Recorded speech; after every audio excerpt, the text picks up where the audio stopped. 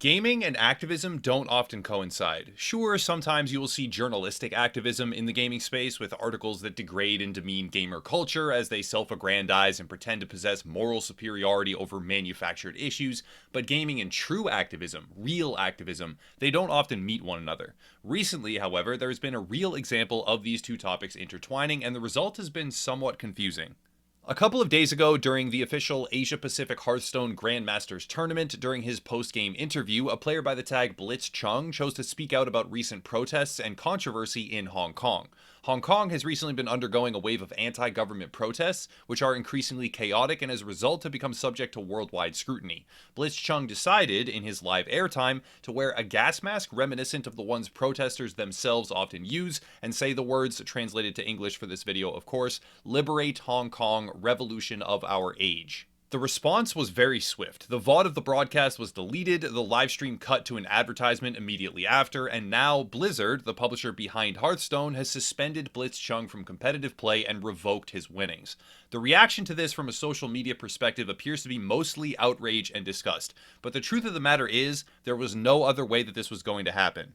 A lot of extremely passionate individuals are now condemning Blizzard for siding with China in what can be labeled as oppressive anti-human rights behavior. However, the shock and disgust aimed at Blizzard over this maneuver is indicative of idealistic and ignorant individuals who have absolutely no grasp of global politics or corporate behavior if they're even slightly surprised by these events.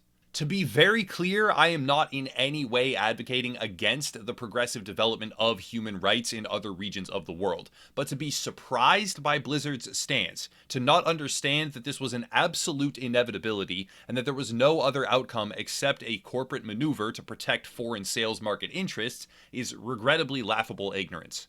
As an American citizen, I often take for granted the liberties that I enjoy. I try to stay grounded to the best of my ability and maintain a reasonable appreciation, but when immersed in an environment where basic rights are protected under a constitution, it is easy to forget that not every nation is similar. China has no such doctrine. I'm no expert on Chinese politics or governmental structure, but on a very basic level, freedom is an entirely different construct there. The ability to protest, speak freely, and advocate against government policy in the United States is a heavily protected activity, but in China it comes with severe penalties. The primary criticism of Blizzard that I've been seeing revolves around their decision to suspend the Hearthstone player, revoke his winnings, and even sever ties with the commentators who hid their faces during his outburst. The official statement released by Blizzard reads as follows. Upon further review, we have found the action has violated the 2019 Hearthstone Grandmasters Official Competition Rules, Section 6.1, and is individual behavior which does not represent Blizzard or Hearthstone esports. 6.1 is found below. Engaging in any act that, in Blizzard's sole discretion, brings you into public disrepute, offends a portion or group of the public, or otherwise damages Blizzard image will result in removal from Grandmasters and reduction of the player's prize total to $0, in addition to other remedies which may be provided for under the handbook and Blizzard's website terms. Grandmasters is the highest tier of Hearthstone esports, and we take tournament rule violations very seriously. After an investigation, we are taking the necessary action to prevent similar incidents from happening in the future. Effective immediately, Blitzchung is removed from Grandmasters and will receive no prizing for Grandmasters Season 2. Additionally, Blitzchung is ineligible to participate in Hearthstone esports for 12 months beginning from October 5th, 2019 and extending to October 5th, 2020. We will also immediately cease working with both casters. We'd like to re-emphasize tournament and player conduct within the Hearthstone esports community from both players and talent. While we stand by one's right to express individual thoughts and opinions, players and other participants that elect to participate in our esports competitions must abide by the official competition rules. The motivations behind this are immediately apparent. China is one of the world's largest video game economies, second only to the United States, and even then, the two nations are virtually tied and fluctuate back and forth depending on which metric you examine and the year in which it is logged. China is a massive market to tap into, and Blizzard has been increasing its emphasis on mobile gaming, which is extremely popular in China. Under certain circumstances, this might have nothing to do with the tournament policy itself, but China is not simply content to allow foreign operations to commentate on the Hong Kong protests, and using economic leverage, they have been seeking to pressure global companies doing business with them into suppressing commentary on the subject. Another notable example of this is the NBA. When the Houston Rockets general manager made pro-Hong Kong liberation statements on Twitter, the NBA as a whole distanced themselves from him and an apology soon followed.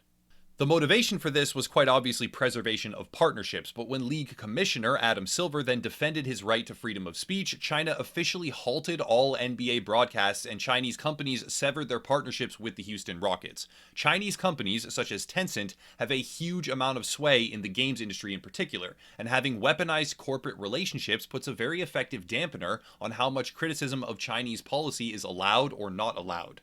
There was no other possible scenario that could unfold, other than Blizzard distancing themselves from Blitzchung. I can disagree with it, I can be morally outraged, I can cancel my World of Warcraft Classic subscription in protest, but when comparing the effect that social media activists will have versus an accessible market of over 1 billion people in mainland China, there is quite literally no possible effect that we can have.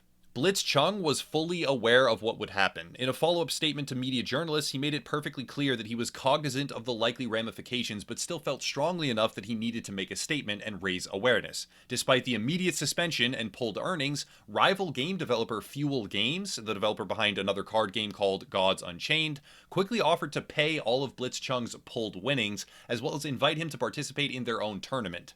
Fuel Games is able to do this because they lack a vested interest in the Chinese markets. At least as far as I can tell, there are no substantial partnerships that could be leveraged against them, so they have lateral movement on the issue. But companies such as Blizzard do not have the same level of freedom. With Tencent owning a hefty percentage of Activision Blizzard's public stock, there is a large amount of pressure to maintain relationships, and that pressure means that preservation of human rights at the direct cost of highly lucrative and integral business relationships is a non-starter. The outrage at Blizzard and the expectation that they reverse their decision and take a hardline stance against China in favor of Hong Kong's independence is honestly a losing battle. The only winning tactic available here is to focus on the prevention of further partnerships developing, which could then be used to suppress advocacy for human rights in support of protest groups.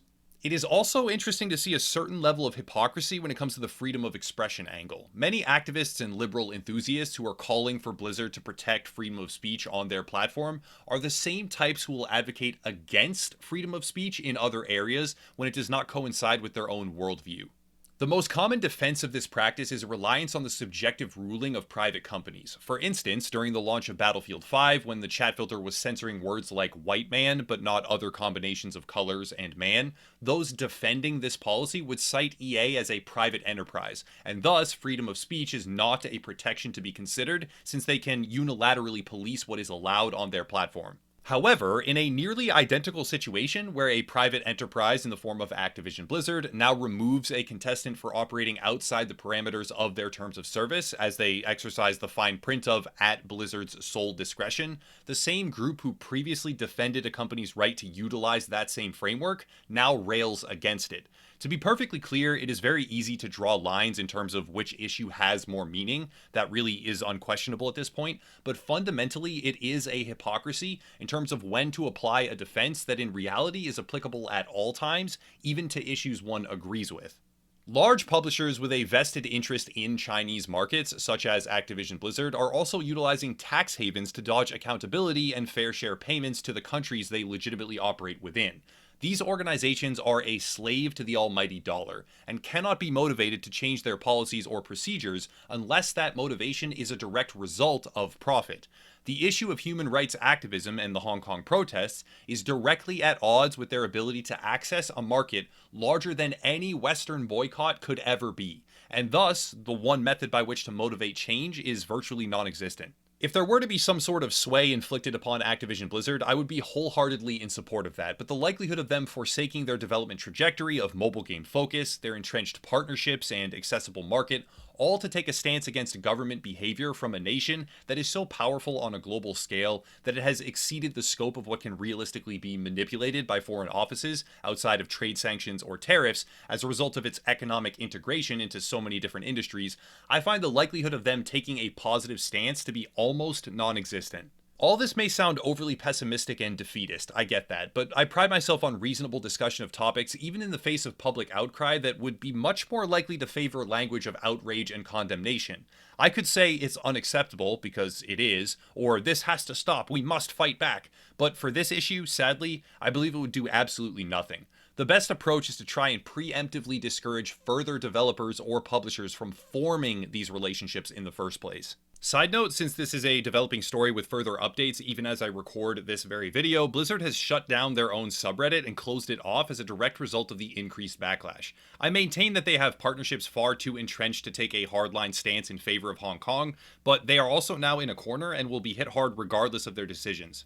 That's it for today. It's a troubling situation and somewhat confusing from a reactionary perspective, but worth discussion because true activism and video games do not mesh all that often, but we should all be aware when they do. If you want to support, there are links down below. Anti-politically correct merch, kind of a funny topic to plug merch like that on, but whatever. Twitter page, Patreon, but I'll cut it there and stop rambling. As always, thank you all for watching, and have a nice night.